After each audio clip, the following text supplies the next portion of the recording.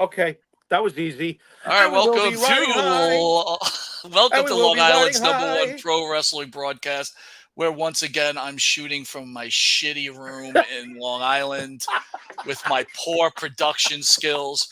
And not only that, to make it worse, we did the first show like this. Now I've got a legend on the other end who's got to deal with this nonsense. So, Bill, first, let me be the first one to say my open heart, Monte The Pharaoh, apologize for being such a effing nightmare, my friend. And they're out of the No gate. How problem. you doing?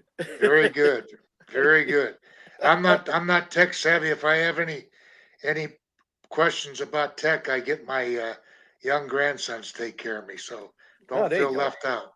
There you go. Mike, maybe that's the answer right there. Bill's got high school kids to talk to. Maybe we should go to a high school and find a producer. Maybe, or What do you maybe think? just maybe find someone that wants to work. That might be Oh, helpful. Yes. well, you might have to look a lot harder than just a high school, but go on.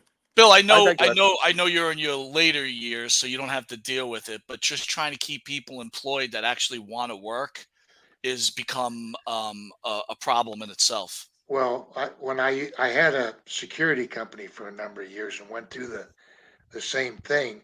Everybody wants to get paid. They don't want to work for the pay. There They're it And is. there like, for they're there what's for involved? payday. What's involved in security too, Bill? It's not like you have to kill yourself, right? You just No, stand no. there and We make we sure no we one. did nightclub security, Oh, hotel okay. security, and things like that. And Right. I don't know if you remember Bully Busick. He was my partner, so we had about 15 clubs here in Atlanta. Wow, Yeah, nice. but it What? became a headache. I had one of my good friends, an employee, shot and killed there, so Oh, Oh, uh, geez. we sorry to got rid hear of it. that. We got rid of it about a year after.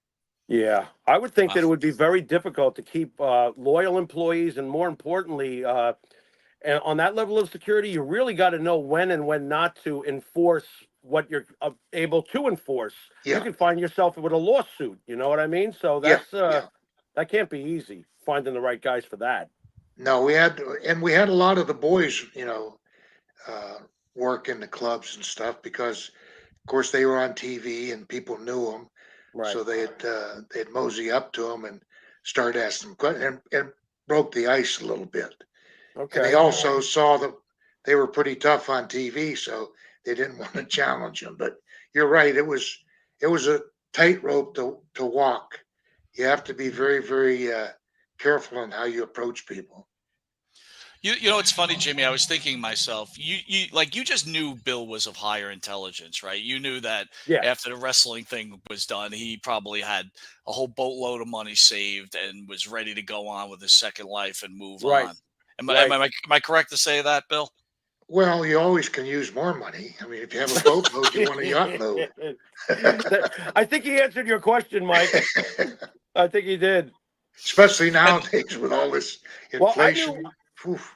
I knew right away that I liked Bill when they locked Eric Sims. Wouldn't let Sims use the bathroom, and he was laughing his ass off. I thought that was it. Eric had to go across the street to take a crap to take a deuce in Queens. Go across the boulevard. And then by the time he came back, you remember, Bill? I was using the bathroom. They let me use the bathroom. I walked out. I'm Yep. like, boy, that toilet is outstanding. Eric was so Yeah, mad. I Eric poor was do so remember. Sims. mad. Yeah, I do. It's a classic. So before we got started, we were talking. You live in Atlanta, Georgia. We asked if you live near Marty Jannetty. Do you see Marty at all while you're in Georgia? Like you run across each other at all? The only time I see Marty is maybe at a signing or something like that, a convention, All right. and bump into him. But So you're not finding him at your doorstep like one of the cats on the block looking for his next beer. Good. no, no, Good. no, I haven't. Okay, just So making sure. let me ask you, as an older statesman in wrestling, when you were around Marty back then, or Marty and Sean, were you like, oh my God, this industry's changing. I got to get out of this deal? Well, they both conducted themselves uh, appropriately in front of us, Barry and I. We only had limited contact with him. We had probably less than a half dozen matches with him, and they were good. Both those guys are good workers, like you know. And but some of the things that transpired after that, I wasn't around, but I heard about it. So you never know what's true and what's not true. But let me ask you about that. So when you first started in wrestling, right? You had the slow down, like tell the story type of thing, and then here come Janetti and Michaels, and they're bringing this whole new style in. Or was that something you already used to working since you went to Japan all the time? I mean, like Yeah. how do you transition into that? Well, I think that at that time, and I probably not like they do in AEW now, a lot of the guys are smaller guys. So in order to survive in the business, you've got to move. You've got to do some outlandish moves and take some risks.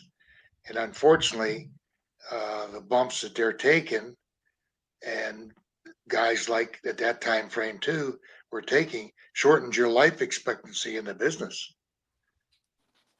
Hmm.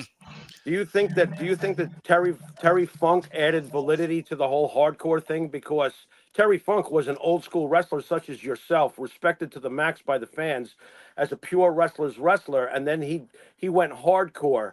Do you think that without Terry Funk there is no hardcore, because he really was a legitimizing of the hardcore scene, considering the previous wrestling background he had and legend that he was? Any thoughts on that?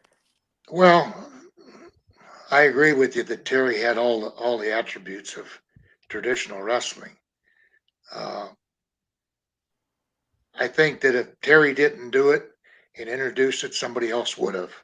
Okay. You had guys after that that do some outlandish stuff that they're going to feel for the rest of their life. Right. Because I tried to protect myself when I got in this business. All the older guys told me and told all the guys at that time frame, you want to be in this business for a long time. You want to make money for a long time. And unfortunately, a lot of the things that's going on now, they're not in the business for 15, 20 years, 5, 6 years, and they're broken out. So I mean, if Terry didn't start it, somebody would have started it. Bill, do you think that wrestling will always have this, that what seems to be like a curse on the surface, that so many wrestlers die young? And considering what you just said, how physical the risks are of today's wrestler, are we just going to have this forever, where wrestlers are life expectancies are cut short because of what they do inside the ring? Well, I think it's a combination of what you do. It tears up your body, and it's also a combination of other factors: drugs, alcohol, just abusing your body three ways. You take those outlandish moves, you only got so many bumps in your body. And then you add, a lot of guys get in it inadvertently because they're in pain and they take a drug or take a pill to kill the pain. And then they take a drink and it just adds up. Like I said, I got in the business, and I'm not the only one. I mean, a lot of guys in my time era got into business. It was a career, and you want to make money, and you want to make money for a long period of time. It does stop. Time, father time catches up with everybody, and like you guys were mentioning, if you don't, Tony Atlas once said, "It's not how much money you make; it's how much you save." Mm. So that's how it is. But you could always save more money. I try to tell my grandsons that. They're both working now, and I said, pay yourself first, pay yourself 10% minimum, and then put it away like you never even had it, and you don't miss it. But a lot of the guys, they think it's never gonna end, but it does. What do you think? Do you think that's partly because uh, wrestlers feel like their lifespan, where maybe the average human being lives to 74, they think they're only like almost like the Mickey Mantle thing. They just don't think they're going to make it to a certain age, so they're trying to live their best life as long as they can. Are they living in the Uh, now? they might be living in the now, but I don't think they really think that. I think that Mm. everybody wants to live to a good old ripe age. But I think that most guys don't realize that those paydays are not going to be forever. They just aren't. All right, before we get into the interview, I'm going to hit a news item if you don't mind, Bill, and then we'll get in discuss your career. A news item. A news item, but I Oh, do have to ask Jesus. Bill this. Sure. Being that you're probably one of the greatest wrestlers of all time, and if you want to don the mask, you're probably, in my opinion, the greatest mask wrestler of all time. Does it Well, I bother appreciate it. you that, well, it's well deserved. Does Facts are it facts. bother you that wrestling's been infiltrated by like guys like me and Jimmy? No, What no. the? Wow. I think honestly, and not because I'm on the show, I think that if there wasn't fan interest, what are we working for? Thank you. And to get the inside, people want to know what's behind the scenes, whether it's in the movies or the theater or the music industry or any sport. They want to get to know behind the scenes. And you guys produce a good product for that. And thus it benefits everybody. Thank you. So if I use wrestling terminology throughout this interview at some points, does that bother you? No, you probably know more than I do. Oh, geez. Some of these newfangled moves they have, I wouldn't even know how to call them. Yep. Too funny. You hear that, Bully Ray? Anyway, thank you. All right, guys. So the first news item, and it's a one and only news item because we got to get on to this icon. News item. There's a case I've been following. A jury convicted this gentleman, I'm going to mispronounce his name, Miyu, of Prior Lake, Michigan, in April, of first-degree reckless homicide, 4 counts of first-degree reckless endangered. What is this? Endangering safety, and 1 count of battery. Prosecutors had sought out a 70-year prison term for Miyu in stabbing attack that killed Isaac Schulman, 17, of Stillwater, Minnesota, and wounded 4 others. Stabbing took place as Miyu and the victims were tubing along Apple River in separate groups. Okay. Hold on. It's Investigators said Mr. Monte, Miyu attacked after people accused him of approaching the children in the water. Miyu told investigators he was using a snorkel and goggles and to look for lost cell phone. He told investigators. So basically, I'm going to give you the long and short of it, guys, is this. The video, it shows this guy gets like harassed by like a gaggle of kids, and they push him. And at one point, someone slaps him. He ends up stabbing a kid and kills him with a pocket knife, and then also injures the other.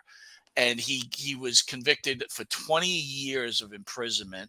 They were shooting for 70. I'm not sure if either one of you are following this. No. But no. At what point? All right, here's my concern, guys, and I just want to share this. Bill and I are watching college football, but go on. But here's my concern. Yeah. Right. We all know that we all need great attorneys, and usually the great attorney is the difference maker. But what does it say about a jury of your peers that convicts you when the video clearly shows these kids harassing this guy and pushing him, and he's felt that his life was in danger? Wow.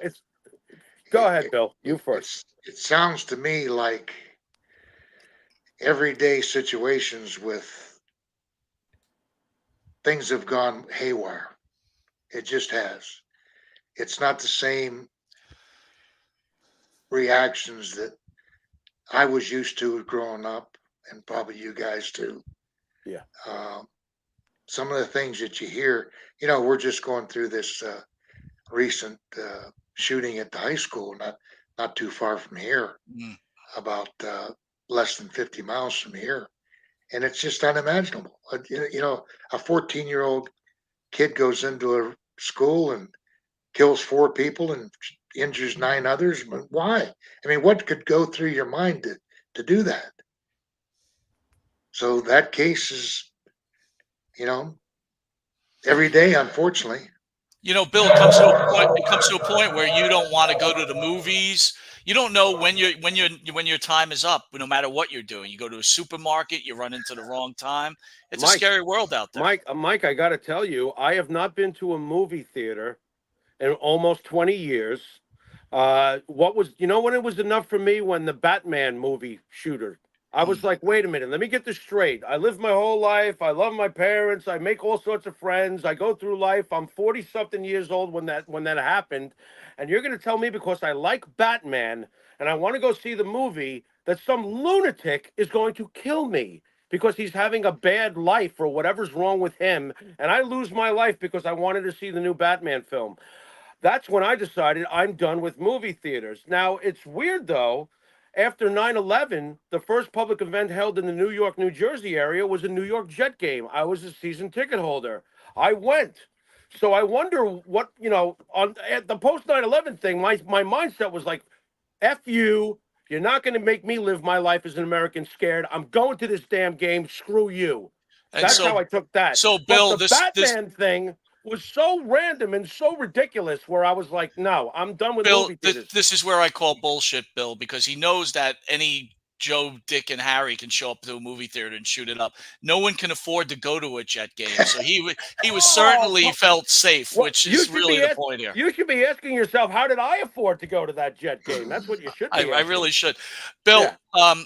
recently we lost Sid Vicious and Kevin Sullivan. Can you share your thoughts on both those gentlemen? Well, I didn't know Sid that much. Wow. Sadly, I saw him briefly at the gathering, Yes. and I had no idea that he was going through uh, the issues that he had. And he seemed carefree. He seemed, as normal as anybody can be with an illness like that. And I was totally shocked, to be honest with you. And Kevin, I hadn't seen Kevin. The last time I probably saw him was 6 months or so ago, and that was again at a signing. And I knew he was having some health issues, but there again, both of them were shocks to me. I just it took me back. What did Kevin Sullivan mean to the pro wrestling industry? Do you think that he was a better wrestler, or was more influential in wrestling as a wrestler, or as an agent or a booker? Well, it's funny because all the years that I was in the business, we were really never in the same territory, but he had a good mind for the business, from what I understand. He was a booker in a number of areas and got a lot of accolades and accomplishments and good compliments from the talent. So evidently, he did his job very well. That's without a doubt. So, Bill, here we go. My first question to you is this, sir. Why did you want to be a pro wrestler? Well, I actually backed into it, to be honest with you. My grandmother and grandfather were wrestling fans. I grew up south of Pittsburgh, and Bruno Sammartino, remember him? He was the big star at that time. And they used to watch it on live TV, 90-minute live on Channel 11 out of Pittsburgh. And my next door neighbor and I had a chance to go down to the matches one time. And because the athletic commissioner was our mayor, and he asked us if we wanted to go to the wrestling matches. And we said, well, yeah. We hadn't ever been to a live match before. It was at the Civic Arena. Well, he being the athletic commissioner, we got to go into the locker room. And we were both football players. And Guido Mongol was the promoter at that time of the wrestling. And Guido asked us, he said, you guys interested in wrestling? And we both looked at each other and I guess. So he says, come to my house and give us the directions. The next day we went up there, and 6 weeks later, we're both in the ring. Wow.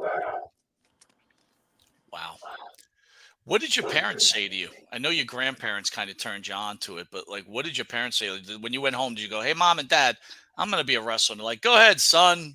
Well, I was teaching at the time, so teaching and coaching, and they knew I wasn't going to give that up just on a whim. So we train on the weekends. I was in Ohio, East Liverpool at the time, and we'd travel to Pittsburgh on Saturdays and Sundays, and then go back, and then I'd be doing my teaching and coaching, and I did that for about a year and a half, and then I got an opportunity to go overseas with Guido as his partner because Nikolai Volkov, who was his original partner, got injured, and they had a tour scheduled in Japan. So he asked me if I wanted to, try it. And I always thought in the back of my mind, I don't want to be 5, 6, 7 years down the road and say, what if? What if I'd have tried it? I always knew I could fall back on teaching, so I tried it. And then there I was, wrestling full time. I love the fact that you were a high school teacher, but can I ask you what kind of high school teacher was Mr. Edie? Like if I come in like, Sean Penn from Fast Times at Ridgemont High, I mean, look at me, Bill. You know what I'm saying? If I come in and I'm like, "Hey, Mr. Edie, how you doing, bro? What's up?" And I go and I sit at the back of the class like I usually did, and I seem to be daydreaming, probably about pro wrestling. Is Mr. Reedy the kind of teacher that was nice to the kids or selectively brutal? What kind of teacher were you? I'm curious. Well, I thought I was nice. I mean, there were certain Oh, okay. rules and regulations, but I always used to try to tell kids that don't tell somebody 5, 6, 7 years down the road you didn't have an opportunity to learn. You've got the opportunity. You want to throw it away? Very good. Throw it away. There's somebody else that's Very going to good. take your spot. Right. So it's just like I try to tell my grandsons, take advantage of every learning situation. You can learn something new every day. If you learn 2 things new every day, that's gravy. But it's on you. You can't be forced to eat. You can't be forced to learn. You have to want to. Mike, if those grandkids are smart, they'll listen to Grandpa because the whole take 10% really struck me biblically. That's tithing to your future. When he said to his kids, if you can save 10%, even save it. So Yeah. listen to Grandpa, folks. He knows what he's talking about. Bill, I hope so. I want to switch gears a little bit. Let's go back to the very early, some of the earlier days of your career. How did you like being Bolo Mongol? How did you feel about that character in general? Well, it was extreme. I mean, I remember having to shave my head and grow out the mustache and things. And uh,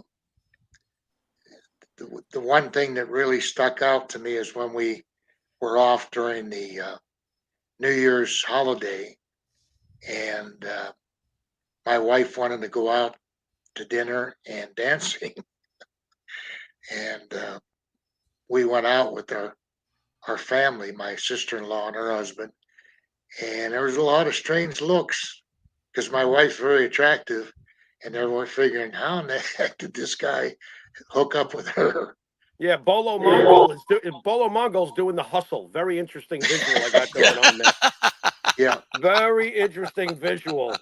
Oh yeah. my God! How do you transition over to Mass Superstar? Because I'm with Mike. Mass Superstar. By the way, Mm. we're still pissed off over 40 years later that the Mass Superstar did not take the damn belt off Bob Backlund. What the hell? First of all, but I mean, how was the transition? How do you get to in my opinion, the greatest masked villain in the history of this business?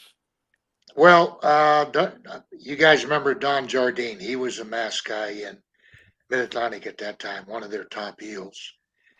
And after you think about things for a brief period of time, you realize that everything's based on money. So I'm sure that Jardine stated or felt that he wasn't getting paid the money that he was supposed to get paid. So he left. And George Scott was the booker. And George came to me, and we were still in there as the Mongols, and approached me with the idea of working under a mask. Mm. And I said, well, I think it'd be a great idea. I said, but I first have to get it cleared through my partner because, he's the one that broke me in and he's the one that brought me here. And Guido was kind enough to step aside. He wanted to go home anyway because he had been on the road for much longer than he wanted to. So, as I mentioned before in an interview one time, I was green, young, inexperienced, but I knew if the booker came up with an idea, it's going to go, because he's not going to let anybody say it didn't work. So he approached me with it. My wife's grandmother made my outfits, my masks, and I got the boots and stuff through traditional avenues. And Bill, I'm sorry. Take me to the moment, the first time you put that mask on, because I can tell you as a fan, and I'm sure Mike would say the same thing. There are certain things that make a character reek of it factor. Now, Masked Superstar had that, and what's in the mask? Everything. The mask was perfect for you. The first time you put it on, you've gone from Bolo Mongol. You're putting this mask on for the first time. Perhaps you're in your room. Perhaps you're in the locker room. You look in the mirror. Do you know right away, okay, this is going to work? What was your thoughts the first time you looked at yourself with the mask on? well, I knew the character would work, but I wasn't sure it was going to work in Mid Atlantic, because here's the situation. I had a loser leave town match with Wahoo in Ah, Greensboro on Sunday night. Monday, I'm appearing as a mass superstar in Greenville, South Carolina. So I'm a little apprehensive because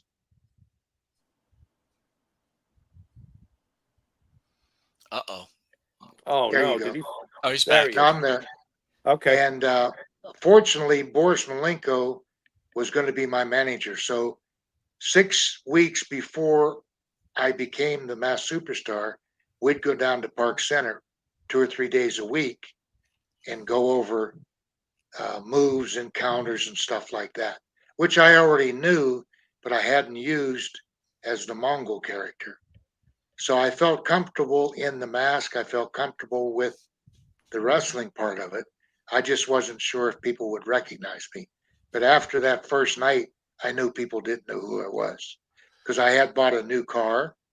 I had a Ford Galaxy on Sunday, and then I never used it after that. I had a green Dodge van that I drove as a mass superstar. So people had no reference point at all. nice. Bill, I was sure you were going to say to me at some point, or say to us, that you were doing double duty for double pay. I thought you were going to be the Mongol and then go back No, to the no, locker no. room and come back as a superstar. No, I never liked that. I've been asked in appearances and conventions to do both characters, and I say, hey, which one do you want? It's you're just insulting the people at that time, Mm. But there were some guys that they wrestled under the hood. They wrestled multiple times, but give it your best effort one time. Gotcha. Gotcha. The one thing we were WWF guys back in the day, but then when, inception of cable, and then we'd get Georgia Championship Wrestling. Jimmy, I don't think we got Mid Atlantic in the beginning, right? Just No, Georgia Championship no, Wrestling. we got robbed, because when you watch those replays of Mid Atlantic, that stuff was fantastic. Yeah, So it no, was. we didn't get it back then. But Bill, when you were the mass superstar, the one thing, and I say this manly to you, so I don't want to be taken the wrong way. You had these piercing blue eyes that were through the Ah, mask. And I was thinking of, because I knew you were coming on, I was thinking about it, and I was like, I know you were married, but it's like, how often were women hitting on you, man? Because I'm telling you, those blue eyes, dude, and that Mike, mask. Come on. Before Bill answers, Bill, I'm sorry, but I got to throw this in. Karen herself said that when they put a mask on Bill, the ladies were like, "What are you doing that for with those eyes?" Yeah. So, Bill, you were very, very over with the ladies back in the day. I don't know if you knew it or not. You probably did, but what's your thoughts on what Mike is getting at? Well, I've heard that a number of times, but I don't. No He's so comments. humble. He's so humble. He is a humble He's man. a humble superstar. Very nice. That works. That works. Bill, there's a lot of legends of people who have slammed Andre the Giant. Of course, we know about the infamous program with Hogan. And I always found it ironic that WrestleMania 3 was as big as it was, because I saw Hogan slam Andre several times before WrestleMania 3. But, Yeah. as legend has it, you were one of the first men to slam Andre. Can you please tell us that story? Well, I don't. I don't. I was one of the first, and like you said earlier, and a number of people have mentioned, if Andre doesn't want you to slam him, you're not going to get slammed, and you're not going to slam him. But we hit it off the first time I met. We were working in Greenwood, South Carolina, brand new arena, and Andre had come in, and I never met him. And the place was sold out, not because of me, but because of Andre. And he was drinking a little bit. Uh-oh. I think he had in his contract, he had 5 or 6 bottles of cognac, and he played cribbage. And he was a little tipsy when he came in the ring, and that's the first time I ever met him. He steps over the top rope, and I'm thinking, holy crap, what did I get myself into? And we lock up and we do a couple moves, and then he goes to pick me up, and he was staggered a little bit, and I put my hand on his shoulder and pushed myself up, and he looked up and he said, "Thank you, boss," and then slammed me, of course. And then after that, we became very good friends. Every time he'd come in, he'd ask to work with me, which was fantastic because I was making good money with him. And then during one of the matches, I don't know which one it was, he said, "Give me a slam." And I'm thinking, what?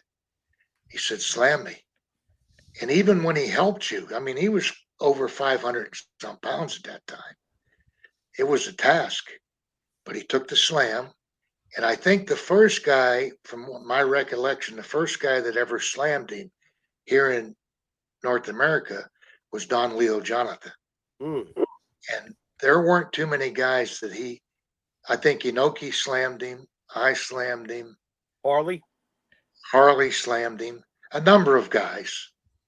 But if he didn't want you to slam him, if he didn't want you to do anything, you weren't going to do it. So, but it's funny. It is funny that Hogan takes credit for the first guy that slammed him. So I guess he's the first guy that slammed him. Brother. Yeah. Let me ask you, Bill, when you talk about great masked wrestlers, there's 2 names, right? There's the masked superstar, obviously Rey Mysterio too, but that's way down the road. But there's the masked superstar, and then there's Mil Mascaras. The legend of Mil Mascaras is he never let anybody see him without a mask, even in the locker room. He would shower with it and everything else. Did you ever have any matches with Mil Mascaras? And can you share, your relationship with Mil Mascaras if you had one? I had one match with him. I think it was in Houston, and it didn't go very well. Not because of I didn't want to have a good match. He just didn't want to sell. So it was a struggle. For some reason, we're both mask guys, and I wasn't going to take his mask off, and I wasn't going to let him take mine off. But it was a struggle. I think we probably had about a 10-minute match, and maybe had a total of a minute and a half of good quality matches. That's it. What was the result of that match? To be honest with you, I don't know. I probably got DQ'd or Gotcha.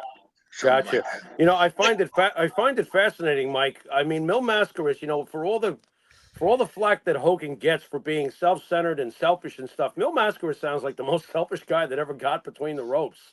I mean, that's what we heard. I mean, when you're in a ring with him, Bill, and you're trying to work with him and he's not selling, what are you saying to him? Well, I didn't talk to him that much, to be honest with you, because as soon as you lock up with somebody, you know if they're going to work with you or not. Wow.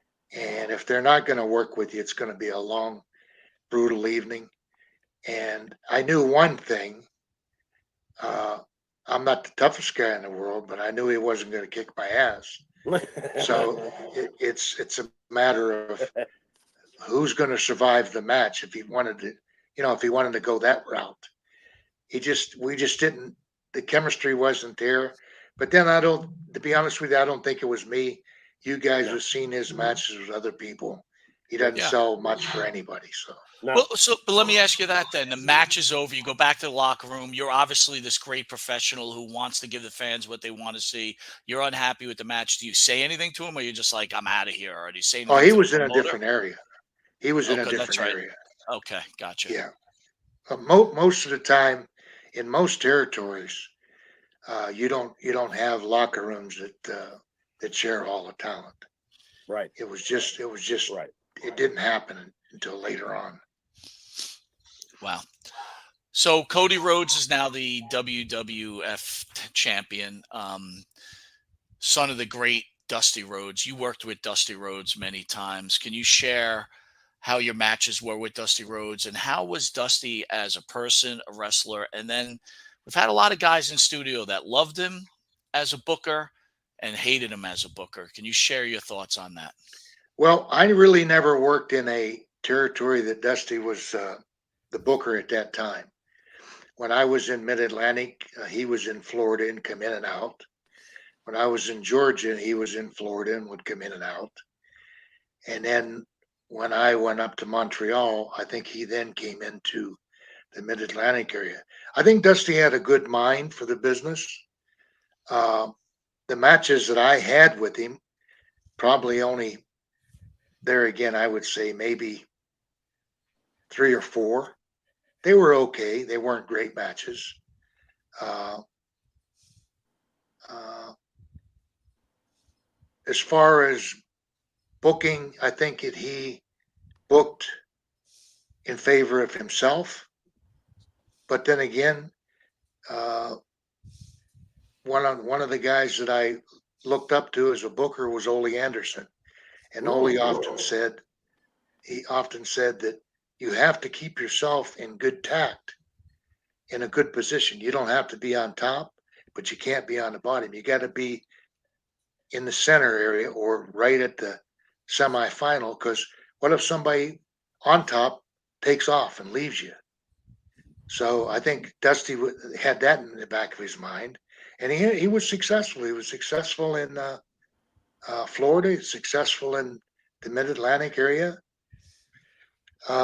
He made some good things happen, and they made some things not so good happen. So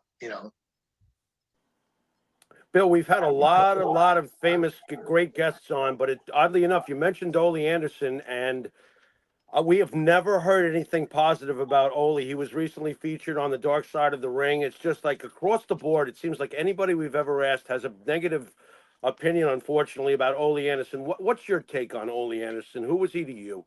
well, Ole to me, he kept his word. I was here in Georgia. I had an opportunity to go back and forth to Japan. I had signed a contract with Japan for 12 to 14 weeks a year. And I asked Ole, I said, would it be okay if I stay here and go back and forth? And he said, of course. And everything that Ole told me, money wise, angle wise, he lived up to. A lot of people, he was gruff, he was rough around the edges. But in my experience, he never asked me or Stan Hansen or other guys that we were around at that time to do anything that he wouldn't do. He was about making money. And the one thing that I found about Ole, he didn't bullshit you. He told you the way it was. It was black or white, no shades of gray.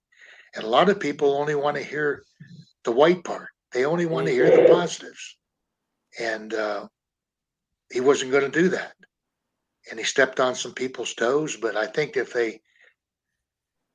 their circumstances were different than mine. Fair enough. Over the years, I don't think I've ever seen a wrestler portraying a face, a good guy, being more over than Tommy Rich during his heyday. What was it like working with Tommy Rich during the height of Tommy Rich mania, if there is such a thing? But it seemed to me there was. The girls were wetting themselves. Any thoughts on working with Tommy during his prime time? Well, Tommy was typical babyface. I mean, he had a good Southern draw accent on his promos. He had lots of fire. He didn't wasn't afraid to sell. He was sort of like Ricky Steamboat, Martel, Tito Santana style. You can get a lot of good heat on him, and when it's ready for that comeback, it's there. And Tommy made a lot of money, and I have nothing but positives working with him. I enjoyed it, and I see him periodically at signings and stuff, and it's just like old times. And like a lot of the guys, like I said, Steamboat, Martel, you just can't have a bad match with those guys. Mm. Bill, we love Tommy Rich. He's been in the studio numerous times and another iconic wrestler. How about Jim Barnett? Did you work with Jim Barnett at all? And what type of person was Jim? Jim was the promoter when I first came into Georgia. I was in Charlotte and was supposed to come down here for 6 weeks. The deal was that I was working a program with Mulligan, and Mulligan and I had this lengthy program for about a year and a half. And then I was going to come down here for 8 weeks. And then they were going to jump Mulligan, and Mulligan was supposed to contact me and come back to help him. He said, I don't like the guy, but I respect him. We've had some drag out fights. And so I got down here, and Ole was the booker at the time, and I fell in love with Georgia. I mean, when I was working at Mid Atlantic, I was on the road all the time. So 8 weeks turned into 8 months, and 8 months turned into a year and a half. And Barnett was the promoter at the time. But I only saw him occasionally at the locker room, at the Omni once a month. He was a good guy. I mean, he just wanted to be involved in the business. Of course, he was the money man, so everybody would pat him on the back and tell him how great he was. So my interaction with him was, just like an employee. Well, Bill, you worked with so many great promotions. Obviously, you worked for all what I call the big three back in the territory days. Can you compare, if you could, and I'm sure that they're all very different from each other, can you compare Crockett, Gagne, and McMahon to each other and what their differences were and your experience working with all three of these guys? Because they're all legends. Well, I of the three, I preferred, if I had to list it, I'd say Crockett would be number one, McMahon would be number two, and Vern would be number three. Okay. Any reason why Vern is at the bottom of it? Yeah. When I first went in there, one, I was living in Atlanta at the time. Okay. So Bobby Heenan was my manager, and he went back home to work in Minneapolis, and he kept calling me, and it was during the wintertime. And he kept calling. He says, I want you to come in. They want you to come in. They want you to come in. And my first question would be, Bobby, what's the temperature? And he says, it's not bad. I said, well, what's the temperature? He says, well, it's not bad. So it was about 0 or less. And I said, it's 75 here in Georgia. So call me when it gets to be about 60, 65, which was their summertime, but they didn't run during the summertime. So anyway, long story short, Vern wanted me to come in, so I did go in. First meeting with him is that he said, I need you to move to Minneapolis. I said, what's the reasoning behind that? He said, well, all of our towns are up here. I said, well, you go to Denver, you go to Chicago, you go to Minneapolis, you go to all these other towns, LA. I said, I can make all those towns from Atlanta. Atlanta's got a big airport. He said, no, all of our guys live here. I said, well, here's the story. And I was told this by my wife. She's not moving north of the county line, which is only 1 mile north from here. She'll go south. She'll go to Florida. She won't go north. Very So wise. she said, if you want to go up there, you're going by yourself. And I didn't want to go up there by myself. But another reason was that when I went in there, I go to a meeting. As soon as I get there, we have a meeting, and I'm going to wrestle with Rick Martel. Well, I've known Rick for years. knew him in Canada, in the Montreal territory. And he said, "You're going to win the title tonight." And I said, "Well, who's the champion now?" And he says, "Rick Martel." I said, "Where's Rick?" He said, "He doesn't need to know." I said, to myself, not to them, "I'm supposed to beat him and he doesn't need to know." I said, "If they do that to him," and they had just done it to Stan Hansen. Stan had left for that reason. So that's why he's on number 3. Wow.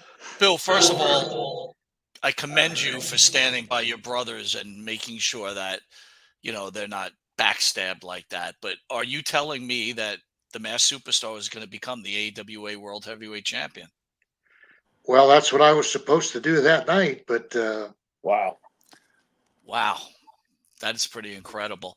Did you Sorry, ever Vern. did you ever tell Rick that story? Did you ever make Rick aware? I'm not sure if I did or not, to be honest with you. Wait, hold I on. may There's have. a knock at my door right now. Is that you, Rick? Ay, ay, ay. Oh my I might God. have. I might have. Wow. Tough question, Bill. Obviously, you know about the allegations against Vince McMahon. Were you surprised when you heard all this going on, or was it like, yeah, well, I knew this would happen eventually? What was going through your mind when you heard all these issues? Well, I was kind of disappointed, to be honest with you. I mean, I knew that there were certain things going on. Anybody that's been in that territory, I was just disappointed that it got to that point. Uh, I'm not privy to any inside information, of course. Uh, and if it's true, it's really horrendous. I've got 2 daughters, and to be honest with you, I don't know what I would have done or what I would do. So I'll just leave it at that. I'm very disappointed and disheartened. And there's a situation where a guy's got more money than he knows what to do with. Uh, you don't have to do stuff like that. Bill, did you ever see, not to harp on it, but I am curious, and it is you after all we're talking to. Did you ever see anything that would suggest that Vince could be capable of some of the things we've heard with this most recent thing? Was there any signs? Did you see anything that would suggest that he could be this way? No, to be honest with you, Barry and I were in there, uh, and we didn't really associate with too many people. We'd make the towns, we'd uh, get ready for the next town, catch the flight, go to the gym, check the hotel, night to night to night. And Vince wasn't at the matches. Only time we ever saw Vince was at the TV tapings, and he was busy at that time. So, I mean, I couldn't have even imagined stuff going on like that because it's not my makeup, it's not in Barry's makeup. Uh, we were on the road, we were trying to make money. So when we came home, we could look around the house and say, "This is what I'm on the road for. This is what I'm sacrificing for." All the stuff that goes on at night with a lot of the other guys. I mean, man, we just didn't do it. We were boring. No, you were smart. You were smart. That's what you were. All right, we're going to go backwards now to the very early days when I first meet my partner from the show at the junior high school bus stop corner. And we're towards the end of Bob Backlund's reign. And boy, did we hate the great Bob Backlund. We like the villains. So month after month, year after year, here's Howdy Doody beating crushing all our hopes and dreams, whether it's Morocco or Valentine or Slaughter. So many more we could name. But right at the end of his reign, along comes Masked Superstar, and Mike and I are thinking to ourselves, "This is it. This is the guy. It's going to happen." Now, considering I think you were his last successful title defense at Madison Square Garden, because shortly thereafter, the towel gets thrown in, and the Iron Sheik of all people shocks everybody and beats Backlund. Were you considered to be champion, considering we're so close to the point where Backlund is removed of the title? Were they considering putting the strap on you by any chance? Well, I was told by Vince Sr. that he was considering having me win the belt. But at that time, Backlund wanted to lose to an amateur, a guy that had an amateur background. And I wasn't the champion, so I couldn't make that decision. But that's what I was told by Vince Sr. So Yes. it was that close to possibly happening. Very interesting. What was it Yeah. like to work with Bob? And Oh, it was how good. is he as a person in the ring and out? Bob was a good worker. He was probably one of the strongest guys I got in the ring with. I think a lot of other guys had mentioned that fact too. He had good technique. I thought the matches that we had were good. They flowed good. He had good reaction from the fans. I think it would have been better if he had turned heel when he made that heel turn a little bit. I think people really got behind that, and I think that it would have extended his career if he'd have come out as a heel. He sort of wore out the baby face because his interviews were so-so. Right. But he had good work ethic, and he did perform in the ring. Oddly enough, his interviews when he was angry, and Mike could probably vouch for this, when Bob was angry as even though he was a face, those were his best promos. So you might be onto something that if they had, but at what point during his run would you have turned him heel? He was champion for 5.5 years. When are you doing it if you're going to do it? Well, I would have probably done it right when he lost to the Sheik. Okay. Went off the edge, because from what I understand, his antics after that and later on became a little erratic. So he could have been that erratic Bob right from after. from what I understand, if you remember when Bob was in studio, Jimmy, Yeah. they did want to turn him heel right after that, but his child was still in like elementary school, and he didn't want his child to be abused. I Right, do if you remember that. that. Bill, I Yeah. want to go back a little bit because you say something very interesting that I didn't know. So Vince Sr. approaches you. At this point, do you know that Vince Jr. is going to take the company? Or because I would think Vince Jr. was going to come to you and say, "Hey, we're going to give you the strap," but Vince Sr. came to you. What was the dynamic back then? The dynamic was that Vince Jr., how can I say this? We were in Madison Square Garden, and Jr. wanted me to do something in a match where I was going to lose my mask. Wow. And I didn't feel comfortable with that because, I had this outstanding contract with Japan as the mask superstar. And literally all I had to do was get on the phone, speak with Inoki, and I'd be there the next day if possible.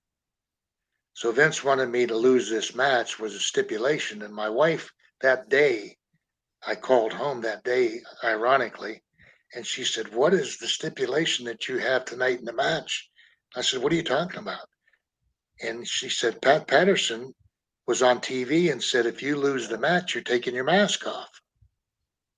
I said, "I didn't say that." So that's what transpired, supposedly. So when I was told to finish, I said, "Well, I'd rather not do that." And Vince Sr. was down at the other end of the hallway. And Vince Jr. said, "Well, you work for me." I said, "Well, I'd like to talk to your dad." He said, "You work for me." So I went down and I said, "Mr. McMahon, can I talk to you?" I told him what had transpired. He said, "You're not doing that."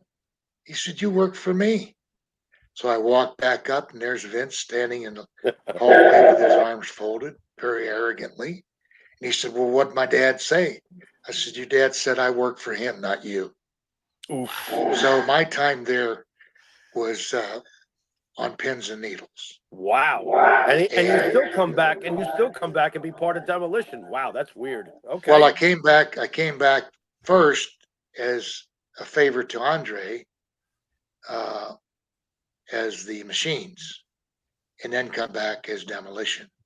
But I've had a real pins and needles relationship with Vince. I mean, I respect Vince for what he did with the business. He changed the business drastically and very successfully.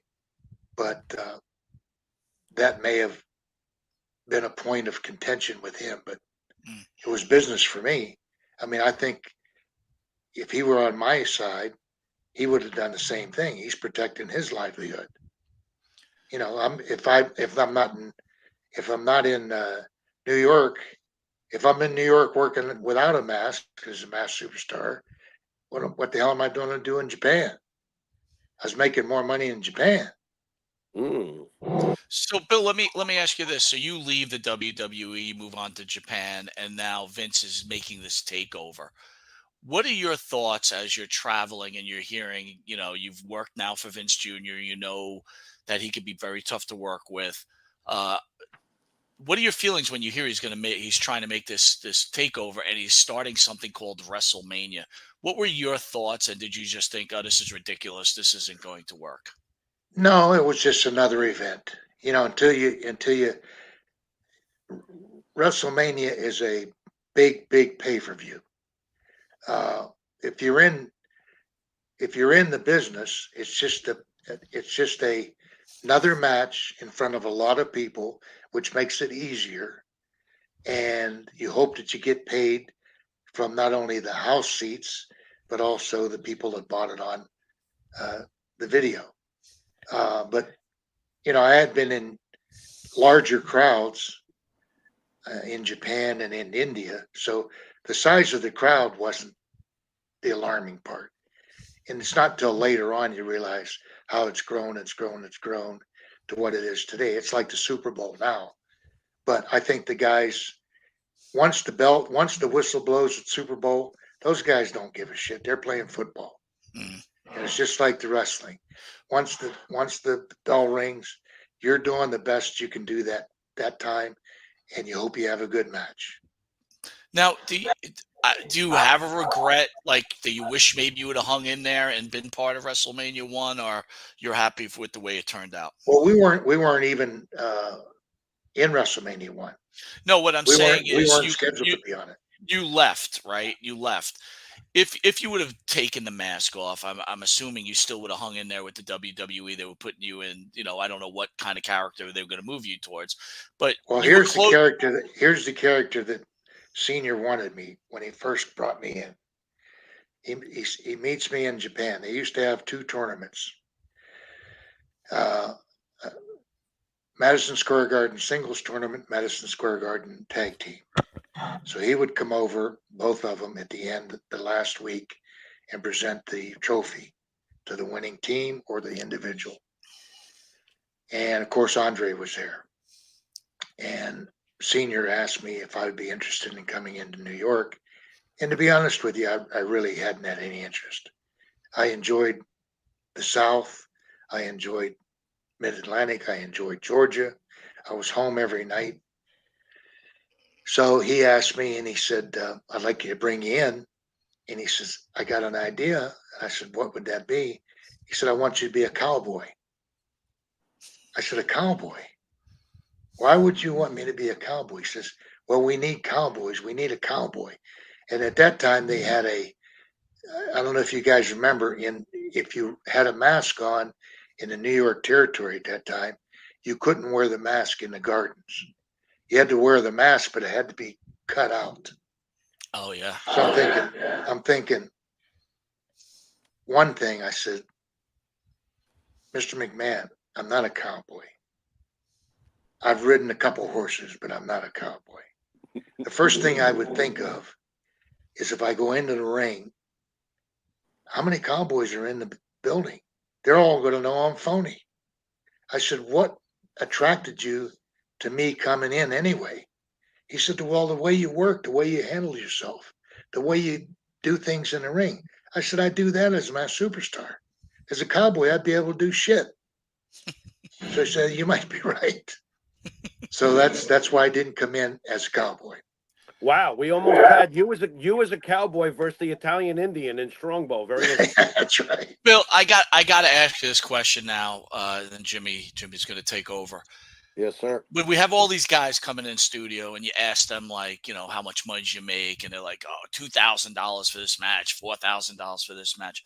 What was the difference in pay, say, between the Mid-Atlantic, Georgia, AWA, and then the WWE? I understand Japan was probably your highest pay rate, but what was it like as a wrestler? Where did you want to go to make the real money?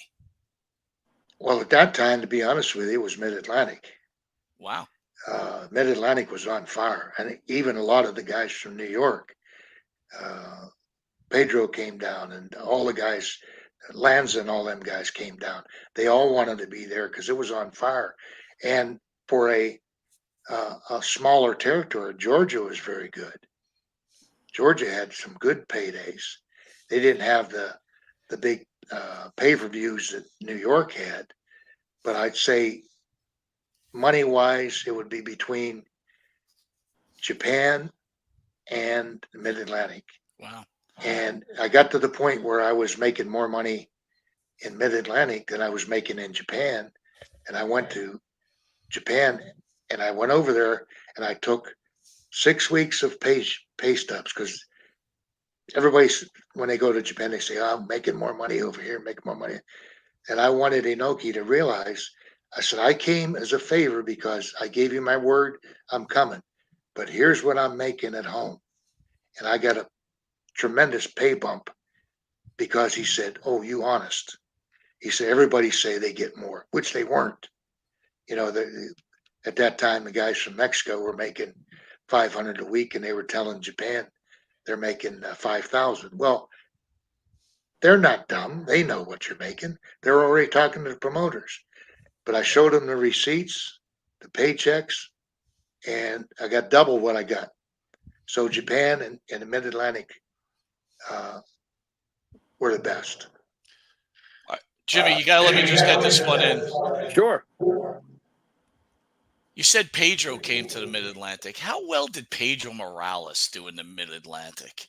Being that he came from the ethnic WWE setup, I can't imagine Pedro Morales would translate in the Mid-Atlantic. I don't remember. He wasn't there very long. They had a lot of guys that came into Georgia. I think they needed a break. They'd come down for like 5, 6 weeks, 8 weeks, 10 weeks maybe, and then go back. And you're right. There weren't many Spanish speaking at that time in the Mid-Atlantic area. It's changed now, I'm sure. But I remember Tito had come back and forth. There was a number of guys that came in and out. The Blackjacks, and then Mulligan was, of course, he headquartered in there. And he stayed in the Mid-Atlantic area and was one of the fixtures. So for Pedro, it was just a stopgap. Yeah, it was probably just a transition. They probably told him, hey, you need to go out for a while. I know that guys that were in Georgia and in Mid-Atlantic, they all go someplace. They go to Florida or go to Watts for 6 weeks or 8 weeks or Right. 3 months or something like that. And then they come back. Right. Well, let's switch gears to my personal favorite, greatest tag team of all time. I think Mike is basically right there with me when I say that Demolition is the greatest team of all time, period. How does that all begin?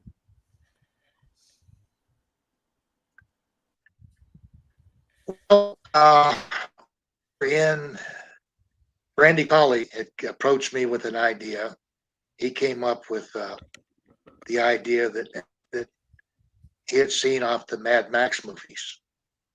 And he approached me with the idea, and we tweaked it a little bit. And he had a mask at the time, a fur mask and fur boots, and we'd throw that out and we'd put paint. And so it was a combination of experimentation and ideas.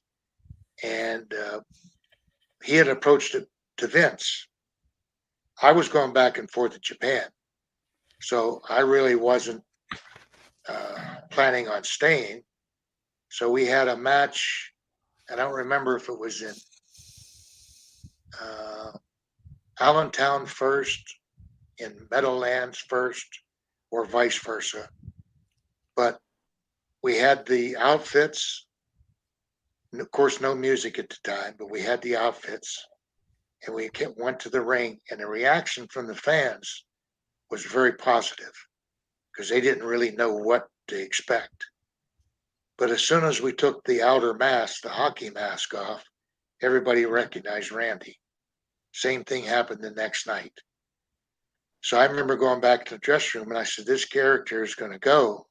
But unfortunately, Randy, it's not going to go because they recognize you. I said, if you want to do it, fine. I said, but it's not going to work.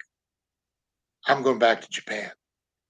So in the meantime, we had talked to Vince, and Vince recognized the same thing, that it was going to work. The fan reaction was positive, but it wasn't going to work. And it wasn't anything against Randy.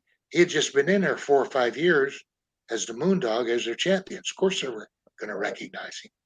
And the one drawback that Randy had as well, they recognized him, and he had never done any interviews.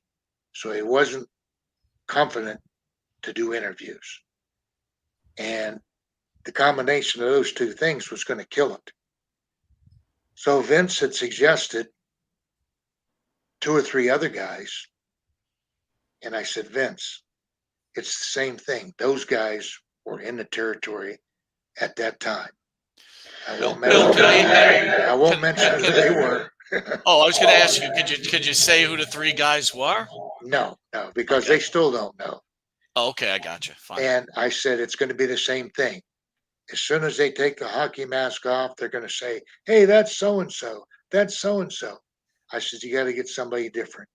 Meanwhile, I had already scheduled a tour in Japan and went to Japan, and they had interviewed Barry. And then when I got back, I met Barry in Charlotte. And I had heard of Barry through Ivan. And we went up, we had dinner and had a conversation, and we had agreed to do it. And after about the second match, it just clicked.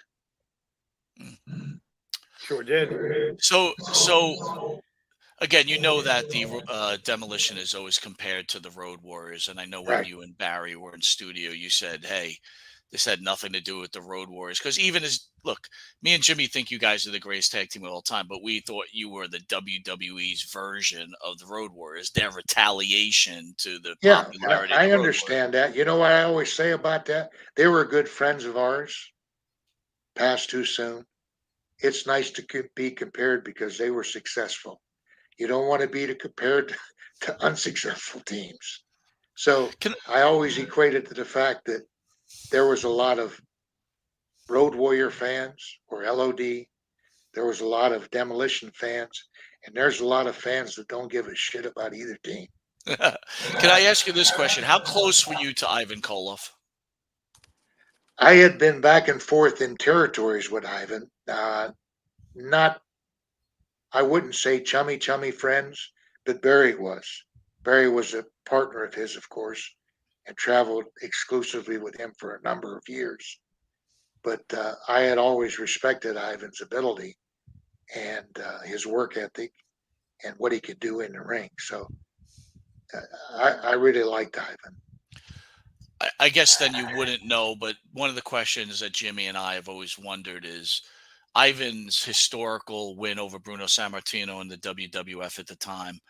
We never understood why Vince Jr. didn't find it in him to put Ivan in the Hall of Fame. Do you know anything behind that at all? No, that baffles me as well. I mean, there's a lot of people that deserve to be in the Hall. But like you say, Ivan was one of the mainstays of the company. So to have him not in, I mean, I don't know. There's got to be an issue somewhere. Definitely. It definitely is. So, Bill, we want to thank you. You are an icon, and Demolition deserves to be in the Hall of Fame. And to be honest with you, I don't think there's one wrestling fan that doesn't think that the Masked Superstar shouldn't be in the Hall of Fame. Well, I The Masked appreciate that. Superstar is one of the greatest characters of all time. We're going to hit you with something called the Pharaoh's final question. Now, you met Jimmy at the gathering. You know he's a bit crazy. I don't know what he's gonna. I don't know what he's gonna ask you. Unscripted, but we want to thank the time to say thank you, Bill, for joining us on this show. You Oh, mean you're the welcome. world to wrestling fans, and thank you very much, Pharaoh. All right. Well, this is two-pronged because I don't even know what this means, but Karen texted me earlier and said, say soupsy oopsie. You have any idea what the hell soupsy oopsie is, Bill? Because it obviously is something going back in the days that Karen remembers about you. I have no idea what soupsy oopsie is. You want to do a no comment? I don't know. I think that she had mentioned that to me years ago or something. I don't know. Okay, fair enough. Let's switch gears then. You have one final match. Okay? You have a choice between teaming with the greatest tag team, in our opinion, of all time, Demolition, or you have a choice of being the greatest masked wrestler of all time and Masked Superstar. Which one are you picking? Oy. Well, if it was years ago, I would probably say Mass Superstar because I can control the match. But now, as I'm old and crippity and can't get around, I have to rely on Barry to carry the load. Oh, well, there it is, Mike. Wow. Well, again, it's very hard to choose between one of probably the greatest mass superstar, and I say that, Yeah. no pun intended, At the shoe or the greatest tag team. It's very, listen, Bill, you're very kind. You can tell you're a very business-like guy. Is there any guys that you didn't get along with in wrestling? I mean, you just seem like, hey, man, all good. Just I'm doing my thing, do your thing. And if you don't want to do my thing, see you later. Well, there were a couple, but very few. I always tried to live my life, control the things you can control, and don't worry about the things you can't. I'll be cordial. I'll be polite. If we have to work, then we'll work. But I'm not going to go have chicken at your house, and I'm not going to invite you to have chicken at my house. We're just doing business. But to carry life's too short. You can't carry grudges and stuff like that. Even guys that maybe did something drastic. My wife sometimes said, "Well, nothing ever bothers you." It does bother me, but if they see it's bothering me, then they won. Very good. So I control myself. All right, I'm sorry. I gotta hit you with one last question. You were in one of the movies, which I consider one of the great movies of all time, No Holds Barred. Right? Would you agree? One of the great movies of all time. Yeah, it was fun. Where does Hulk Hogan rank in the greatest American actors in history? What? One of the greatest movies of all time? Where does what is this, Cary Grant? I'm asking Bill, thank you. I'm asking Bill. Well, go ahead, Bill. Tell us Bill, about thoughts on Hulk Hogan. I really couldn't be an art critic for actors. He had the job, so he made the money, so evidently he's pretty good. Yes, sir. Man, you know what? I'm thinking to myself, there's no way Bill's going to get around this. He's going to have to give us a straight answer. And he got around it. He figured his way out of it. He just did. Wow. By the way, this is breaking news. Soupsy Oopsie is a reference to the fact that all the wives thought that you were a very good-looking man, and they were shocked that you put the mask on. But to Mike's benefit, you put the mask on. So there you go. There's still that. Tell your wife thank you very much. She's a nice lady. We want to thank Bill Eadie, the Masked Superstar, Demolition Axe. Yes, sir. Thank you, sir, for all you've done for the industry, and thank you for being on the show once again. Thank you. It's good seeing you guys again. All right. You too. Talk soon. Thank you, Bill. All right. Bye-bye. All right, Jimmy, hold on until Bill gets off the screen. What is this, Greg on you? There you go, Greg. Can't turn off this computer. So, great. 1 hour of the great Masked Superstar, Bill Eadie. Yeah, and the production was excellent. Don't be so hard on yourself. That was a great show, Mr. Monty. Yeah, that was excellent. One-eyed, one-horned, flying purple people eater. Yeah, why not? Wow. I mean, listen, you won't mix me up with being one of the great producers of all time. Trust me. My God, what a nightmare! What a nightmare! You did it. You did it, big guy. You did it. So, thoughts on Bill Eadie real quick? He's one of the things that makes all of this worth it. He's everything that's right about the business, and he's his morals are super solid. He's a stand-up man. Nothing but respect for him. Loved Need I everything he ever did. Can He's I great. dare say Bob Backlund-esque? Yeah, absolutely, absolutely. Quality individual, and he's obviously lived a smart life. He did not get himself involved in some of the really bad things that you can get involved in this business. He stayed out of it, and he sounds like a great grandpa too. So, all Dude, that and and more.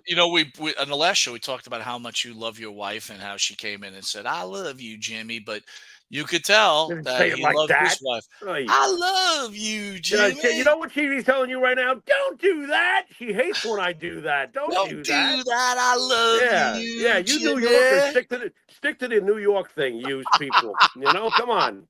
All right, real quick Yeah, question before we go. yeah. Top 4 masked wrestlers in history. Oh God. Well, I mean, obviously, if you don't have Mascaris, whether he was a pain in the ass or what, that's kind of being ignorant. You've got Mass Superstar. You got Rey Mysterio. If you don't have Rey Mysterio on your list, I don't know what the hell you're looking at. Well, I think Ray's got to be number 1 now, right? Yeah, yeah. I mean, historically, Ray's moved into the top slot for shit, sure. Who would be another one? I'm trying to think. I listen, if I had the list, I'd have to say I would go with my personal list, okay? Right? Uh Don't I you go put don't you put Hogan as the Patriot? Don't you No, dare! no. But it was All close right. though. It's close. Oh Jesus! All I right. would tell you the real, Del Wilkes Patriot would be in my top 10, but Yeah. we'll go with Ray, Mil Mascaris, Right. Mass Superstar, Right. and then, dude, I gotta tell you, I'm gonna have to do this, and I think people really can't argue with me. Yeah. The spoiler. Well, it's oddly enough, I'm gonna throw a curveball and say Blue Demon, because after all, in Mexico, Blue Demon was basically Hulk Hogan. That is true. Uh, That is he true. is the guy that was the prototype for mass wrestlers, many, many, many mass wrestlers. So I would put Demon probably on my list. Can I tell you who almost went on my top 4, but it was this close? And you're gonna Yeah, laugh, but if you think about it, it's pretty good. yeah. Dirty Yellow Dog was like Oh, would very you dude. cut that Dirty out? Yellow Dog rocked, man. I'm not saying he didn't rock, but he's not on the Mount Rushmore. What are you doing? Stop that. A power wrestler's Gilbert clearly on the Mount Rushmore. What's wrong with you? What are you doing? Hey, Come on, Dirty Yellow Dog, dude. that's, Where's that's a good Spoiler? How about Spoiler? Spoiler was awesome. Spoiler was awesome. I did like Spoiler. I'm trying to think. There hasn't been too many really, truly, great, great, great mass wrestlers. We'd probably Golden Terror. Golden Terror was interesting. Okay, yeah, but he's How not about getting on how the. about how about Ron Shaw when he donned the mask? Yeah, What yep. was He's not. The Executioners were a the great tag execution? team. I love the execution. But you know Yeah, what's so funny, yeah, dude? Even yeah, back then when we were first hanging out as a kid, I knew that was yeah. Ron Shaw because he had that like nose. He had that Right, nose mask, right? We're like, that's Ron right, Shaw. That's right. Ron Shaw. Oddly enough, the Mexican diehard fans, and I'm sure there's plenty of them, just not us. But there's the Viano family, 1, 2, 3, 4, 5. There was 5 of them, for God's sakes. I think one of them just recently passed away. There's so many in Mexico that could be argued for on this list, but that's overall impact. I would say Mascaris, Mysterio first, Mass Superstar, and Blue Demon. I'm pretty safe with that one. I feel comfortable with that. Listen, I also kind of get why Mascaris didn't sell. That dude, like, look, He should. dude, He should have. he definitely smelt his own shit, but still, Yeah. No, it, too much. but Too much. he knew that he had to make money and he had to keep that kind of reputation. Yeah, but I feel like it. Well, you know what? One thing it did for sure. Not that he probably cared about it. It destroyed the back of Yard his Ape baseball says card. Portuguese man of war. Isn't that who is that? Was that what's his name? I'm trying to remember. Just Portuguese. Incredible. Wasn't that Just Incredible? The Portuguese man of war. Yeah, there's this thing that doesn't last. No, no. I don't. Like I said, there's not that many that really did. Look, Mascaris hurt the back of his baseball card. The guy should have been champion. There were many times we thought Mascaris was going to win a title, and he never did, and now we know why. He never wanted to work with anybody. He never wanted to put anybody over. He never stayed anywhere too long. He seemed to like hopping around the globe. He had his agenda. Look, he's a legend, and he made his money. So who the fuck are we? It is what it is. I'm gonna have to watch that Billy Graham Mascaris match again and see if Mascaris sells at all for Graham. Well, you know Because I what? kind of remember him doing it.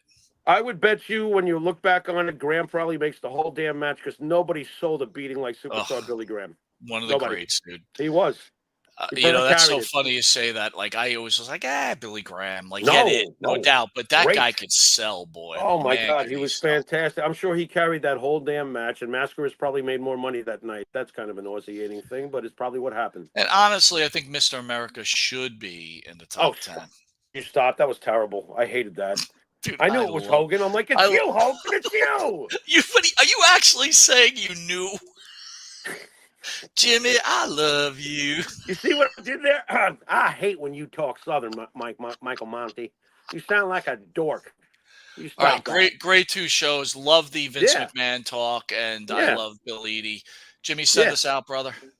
You've been watching Monty and the Pharaoh with the masked superstar. And Wait a minute. What? Mike Fenster wrote in Mr. Wrestling #2. We forgot all about Mr. Mr. Wrestling #2 is definitely considerable. That's for shit sure. That guy. Well, you know what? When you meet the president, you must have done something right because Wrestling 2 was Jimmy Carter's all-time favorite. Wait a minute, that knocked him down a couple of pegs. Never mind.